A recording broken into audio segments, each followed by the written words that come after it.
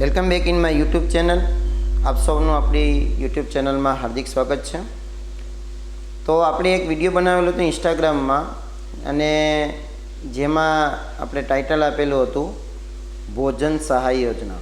એટલે કે જો તમારું બાળક હોસ્ટેલમાં રહીને અભ્યાસ કરતું હોય તો સરકાર દ્વારા થોડી ઘણી સહાય આપવામાં આવે છે ખાવા પીવા માટેની।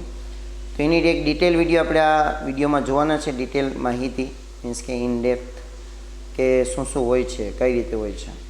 તો જો આ યોજનામાં તમારે ફોર્મ ભરવું હોય તો આ માહિતી ખૂબ જરૂરી છે। મીન્સ કે આ વેબસાઇટ www.guedc.gujarat.government.in બરાબર, આ વેબસાઇટ ઉપરથી તમે ફોર્મ ભરી શકો છો।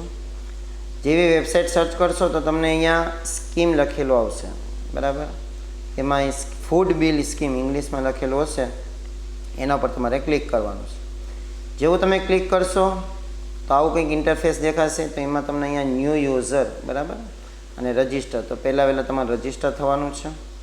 એના પછી તો કે જેવું રજિસ્ટર થવા માટે પેજ ઓપન થશે તો અહીંયા તમારી જીમેલ આઈડી, મોબાઈલ નંબર અને 2 વખત પાસવર્ડ નાખી અને સબમિટ આપવાનું છે। તો અહીંયાથી તમારી લોગિન અને પાસવર્ડ મળી જશે।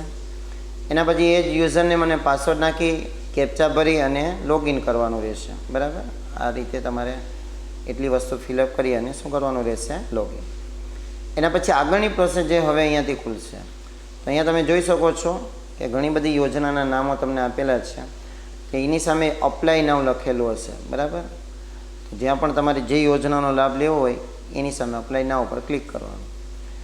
ક્લિક કર્યા પછી તમારે બેઝિક ડિટેલ જે પણ ભરવાની હોય એ ભરવી પડશે। એના પછી ફોટો અને સાઇન અપલોડ કરવો પડશે।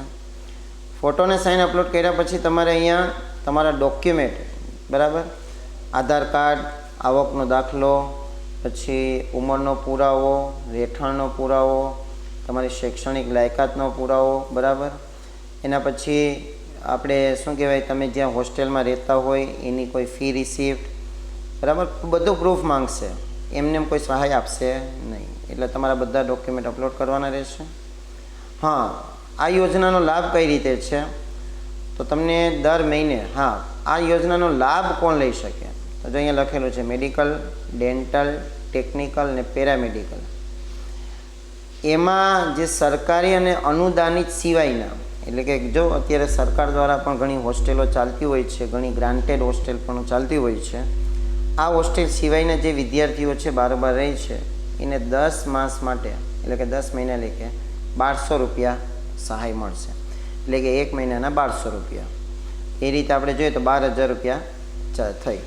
પછી અહીંયા એક કન્ડિશન એ પણ લખેલી છે કે કોઈ પણ સમાજ, ટ્રસ્ટ કે સંસ્થા દ્વારા જો સંચાલિત હોય કન્યા છાત્રાલયો, એમાં રહીને જો કોઈ ભણતું હોય તો એને પણ આ યોજનાનો લાભ મળી શકે છે। એના પછી ત્રીજી કન્ડિશન છે કુટુંબની વાર્ષિક આવક મર્યાદા કેટલી હોવી જોઈએ, 4.5 લાખ કરતાં ઓછી હોવી જોઈએ। ચાલો, એને લગતા થોડા ઘણા પ્રશ્નો છે જે ઘણીવાર તમારા મગજમાં આવતા હોય કે પહેલાં તો આ યોજનાનો લાભ કોને મળે છે, આપણે આગળ વાત કરી, કેટલું મળે તો એ પણ વાત કરી, 12,000 રૂપિયા સુધી મળે।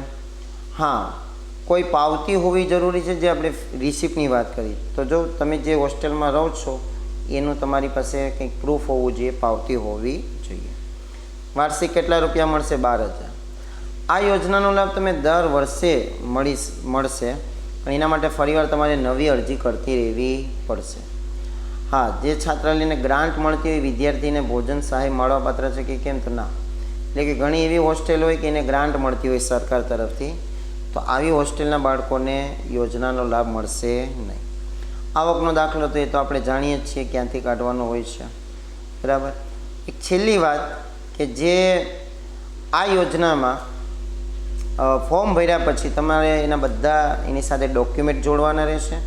ડોક્યુમેન્ટ જોડી અને તમારે જે તે તમારા જિલ્લાની, જો અહીંયા નામ લખેલું છે નાયબ નિયામક જાતિ જિલ્લા સમાજ કલ્યાણની ઓફિસ હોય ત્યાં તમારે ફોર્મ પહોંચાડવાનું રહેશે।